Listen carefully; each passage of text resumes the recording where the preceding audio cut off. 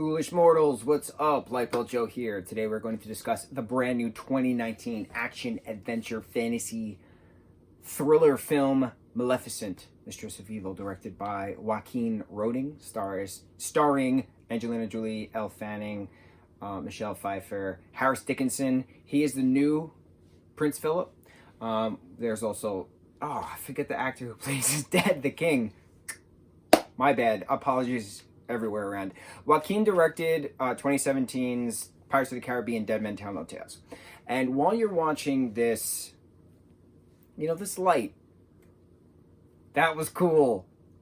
That was cool. I said, this light, and it lights up. It goes in and out. We can blame a ghost.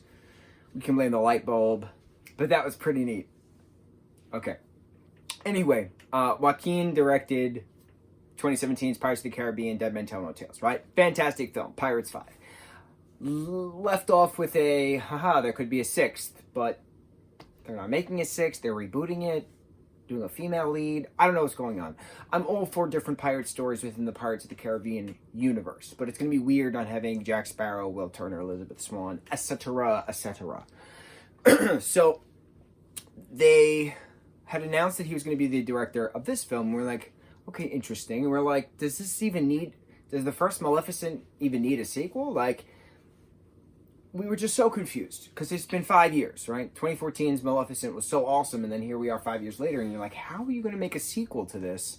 Because Alice Through the Looking Glass wasn't really that good compared to the first Alice in Wonderland. And to be honest, I don't like Alice in Wonderland. I like the concept. I just don't like how the movie is executed. I like the cartoon. The cartoon is great, but I don't know. Something about that live action that throws me off. And I love Tim Burton, and I love Johnny Depp, but it just throws me off. So, Elle Fanning is now 21 years old. Elle Fanning's Princess Aurora, who is Queen Aurora of the Moors, is 21 years old. Prince Philip, we're assuming, is 21 years old, and he's no Brenton Thwaites, right? I love Brenton Thwaites. Brenton Thwaites is awesome. So to have Brenton as Henry Turner, directed by Joaquin Roding, right? And then now have Harris Dickinson as the same character, Prince Philip, directed by Joaquin Roding. It's kind of funny, but also, like, I get it. Like, Brenton was busy. But if you didn't know who these actors are, you'd have no idea that it's a different person, because they look almost the same, right? Same hairpiece, same British/Aussie vibe. Like, they got it down. And Harris is much taller than Brenton is. So you see the size difference between Brenton and Elle in the first film, which is about the same height. And then you have Elle, who's much shorter than Harris in this one. But you can char it up to like, oh, it's been 5 years. Like, our boy grew up and he's more mature. And this is a really mature Prince Philip. Like, he wants peace amongst the Moors. He wants peace with his I was going to say Arendelle. It's not Arendelle. I cannot remember the name of the kingdom that Prince Philip and his family is from. So, within the story, you have Michelle Pfeiffer as this straight-up evil queen who wants to destroy all fairies. Finds a way to destroy all fairies by hijacking a pixie after chopping off his wings, and makes him her servant, basically, to experiment on the Moor folk, the fairies. Prince Philip and Aurora are to be wed. Maleficent is welcomed to the castle. There's this sneak attack, basically, and she is then shot by this steward who's pretty badass. And then her death is pretty entertaining anyway, within the castle, within the church. And then one of Maleficent's folk, people just like her, pull her from the sea and, like, recuperate her and give her backstory. And she's not technically a fairy, even though she is magic. She's, what do they call them? Blackhorns, Blackbeaks, something like that. And they're descendants of the Phoenix, or she is the last true descendant of the Phoenix. That she can do all this magic and, green misty stuff, and heal things and change things and morph things and transform things and etc.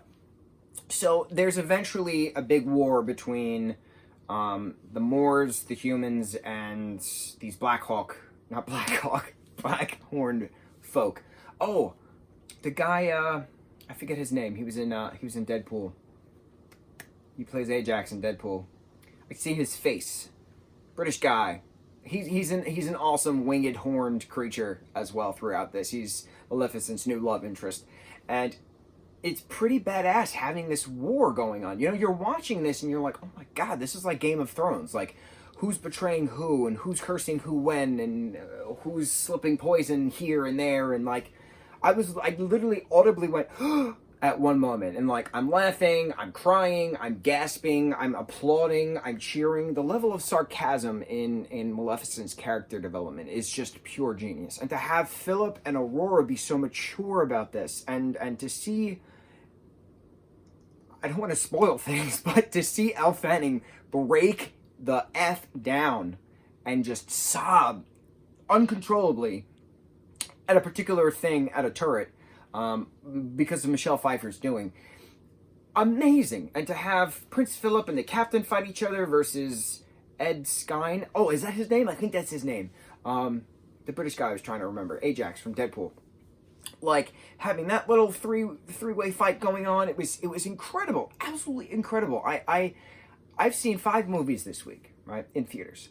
And this is by far the best of the 5 that I had seen. It was literally like watching an episode of Game of Thrones. It was so intense at certain moments, and you're like, oh my god, this makes sense, because Joaquin, he knows how to do action. He knows how to do storytelling. Pirates 5 was an awesome film. Dead Men Tell No Tales was awesome. No one really talks about it, and I don't know why, because this was a great film. Again, Brendan Thwaites' Henry Turner was awesome, having that time jump. You know, him doing his thing as an adult, quote unquote. Yeah, like, there was a moment in this film where the tonal plot points and characters shifted. And it felt like it was 2 completely separate episodes of a TV series. Like, if Maleficent was a TV series on Disney Plus, I could see that happening, because this film was 2 stories, basically. It was the first half was very specific, the second half was very specific. Obviously, it's one continuing story, but it felt like 2 episodes in one. And I liked that, because not many Disney films do that. Not many films do that in general. So it was nice seeing that little difference between it. I'm still just so blown away with how fantastic everyone did for this particular project. And Angelina Jolie did a great job with Maleficent's character development, going from godmother to mother to Phoenix Reborn to Peacekeeper. Like, who would have thought all of this stuff, because Michelle Pfeiffer's character spread the lies, spread the false stories that Maleficent was the villain of all this time. It's her fault that we think Maleficent is evil, when in fact Maleficent is not evil. It was so very much wicked. Elphaba versus Galinda versus Dorothy, right? Gale of Kansas, the slut that she is. Hate Dorothy. Hate her. That's what it reminded me. It reminded me a lot of Wicked, the untold stories of the witches in Oz. Which makes sense. Lore is lore, and magic is magic. And the yarn must be spun. What did you guys think of Maleficent, Mistress of Evil? Were you as blown away and in awe and speechless as I am? Obviously, I'm not as speechless as I claim to be, because I've been talking for so long, but you get the point. Like, this film was exquisite. I don't say that. Exquisite. Mucho mahalo.